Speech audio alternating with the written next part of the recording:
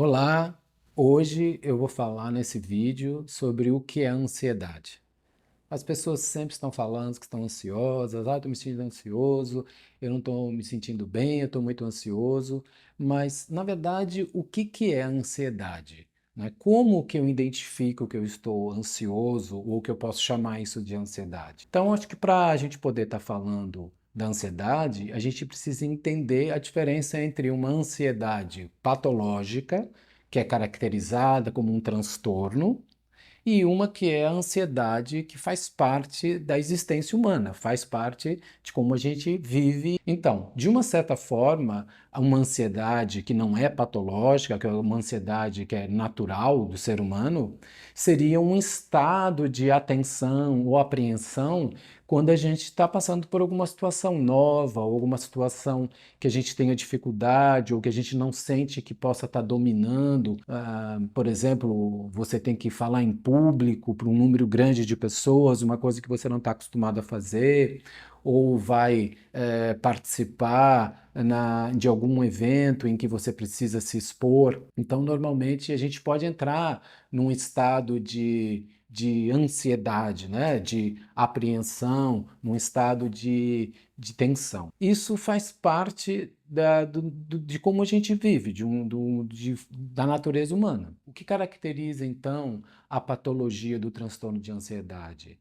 É quando essa tensão, essa apreensão e essa sensação passa a ter uma intensidade muito diferente da que a gente tem de uma ansiedade normal. Então, é aquela pessoa que, quando vai falar em público, ela começa a se tremer toda, ela começa a chorar, gaguejar, ela não consegue falar. Então, a gente já começa a perceber sintomas que vão comprometendo a funcionalidade da comunicação ou de estar com as pessoas, de poder estar executando alguma tarefa. O grau e a intensidade e a frequência é o que vai estar mostrando para a gente o quanto isso é um transtorno. Então, nós sabemos que, por exemplo, que a gente pode estar num grau de ansiedade já patológica, não é verdade? Mas a gente pode chegar a ter uma crise de ansiedade. Como é que eu sei que eu estou na ansiedade e como é que eu sei que eu estou na crise de ansiedade, né? A crise de ansiedade é quando os sintomas físicos eles passam a ter uma predominância muito grande, onde a sensação de descontrole, de medo é muito grande. Então, a gente pode perceber que tem algumas pessoas que elas se tremem, sentem um corpo frio, elas não conseguem falar, elas entram num estado que o coração começa a bater muito forte, ele tem uma sensação que não está conseguindo engolir alguma coisa ruim no peito. Isso você já está entrando numa crise de ansiedade. Nós sabemos também que tem a crise de pânico.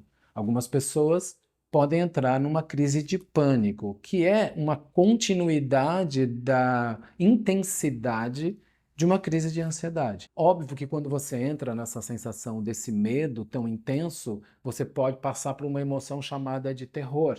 Quando uma pessoa entra numa emoção de pânico, de medo muito intenso, ela realmente pode ter uma reação extremamente intensa dos sintomas da ansiedade, né? Dos sintomas de uma crise de ansiedade. É normalmente entre uma crise de ansiedade intensa e uma crise de pânico que muitas pessoas, vocês devem conhecer, a gente sabe que elas vão acabar indo parar num hospital.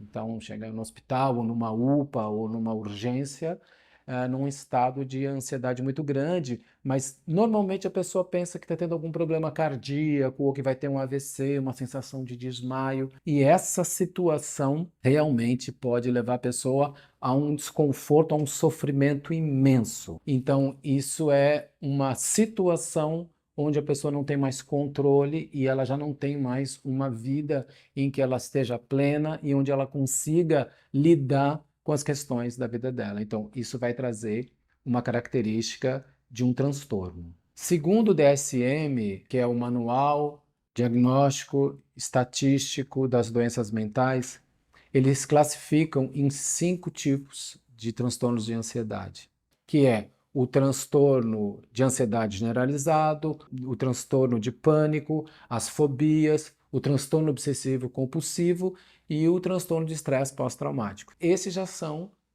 categorias do manual, né, que ele vai estar falando e classificando os tipos de transtornos. Claro que um diagnóstico precisa ser feito por um profissional qualificado, seja ele um psiquiatra ou um psicólogo, para você poder ter certeza de que tipo de transtorno você pode estar padecendo, né? Quando, de uma certa forma, nós falamos de transtorno de ansiedade ou de qualquer uma dessas classificações, nós estamos dentro de uma patologia. Estamos dentro do que a gente chama de transtornos de saúde mental.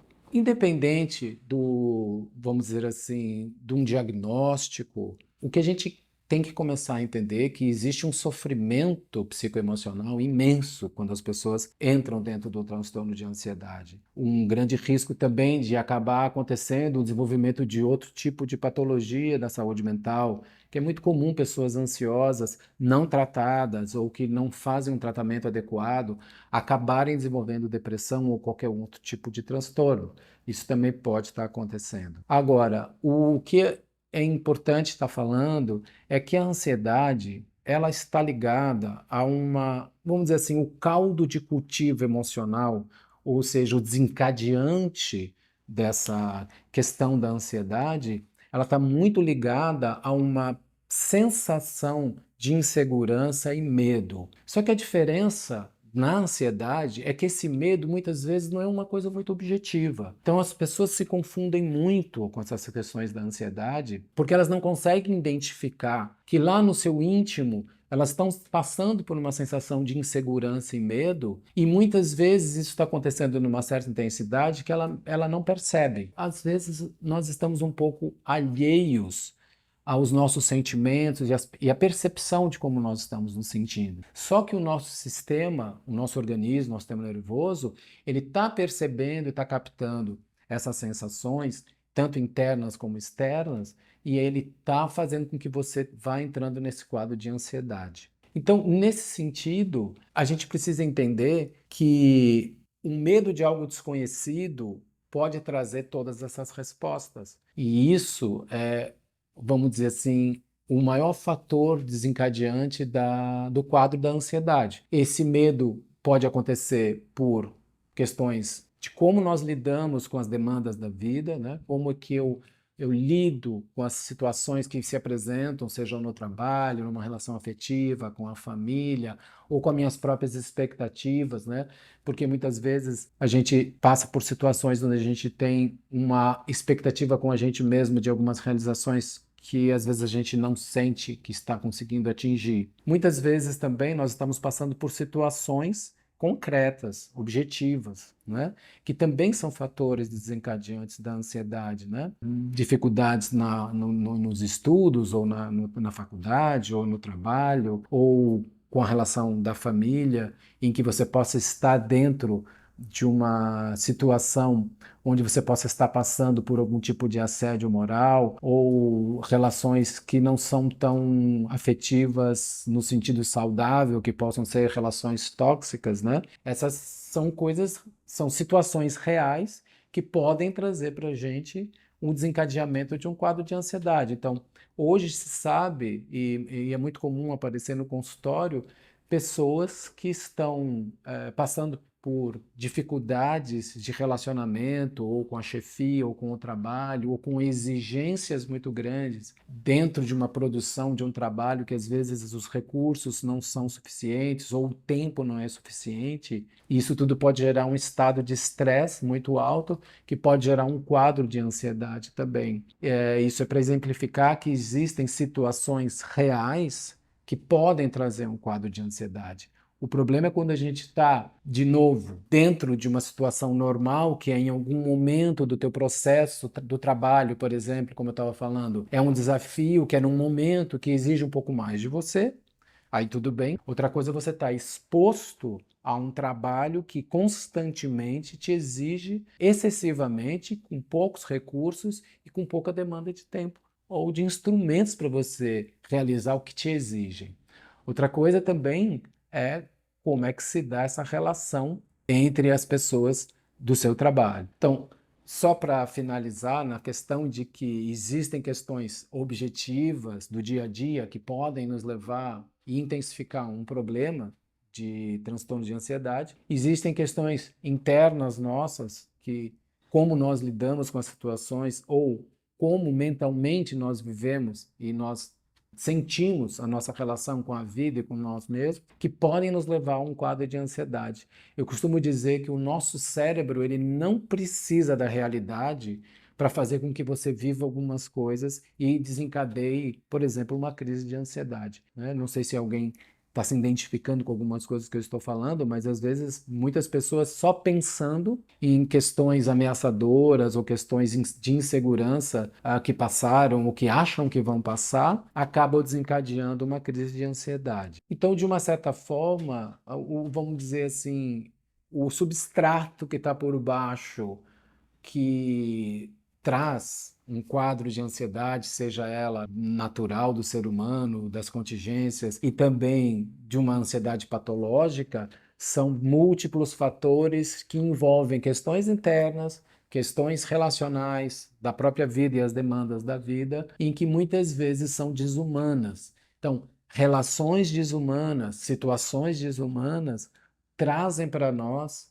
essas respostas de ansiedade. Então, cabe a nós buscarmos uma forma de lidarmos com essas situações para que a gente não entre e não adoeça de uma forma mental, emocional, em função de circunstâncias que envolvem o nosso dia a dia, das demandas do ser humano, que nos adoeçam. Então, é muito importante a gente levar essa escuta do que a ansiedade trouxe e não ficar só com a questão patológica da ansiedade. Como eu cheguei aqui? O que me trouxe a estar nesse estado? Acho que isso é entender bem o que é ansiedade, é buscar a percepção de o quanto isso impactou em você emocionalmente, fisicamente, reconhecer esses sintomas e entender que você precisa fazer alguma coisa para que isso mude. E aí sim vem aí uma sequência de coisas que podem ser feitas. No próximo vídeo eu vou estar falando sobre a psicofisiologia da ansiedade.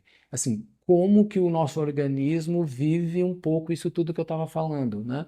Como que o meu organismo responde a essas situações mais ou menos que eu descrevi sobre esse estado de ansiedade. Então, eu aguardo vocês no próximo vídeo, onde a gente vai estar falando sobre a psicofisiologia da ansiedade.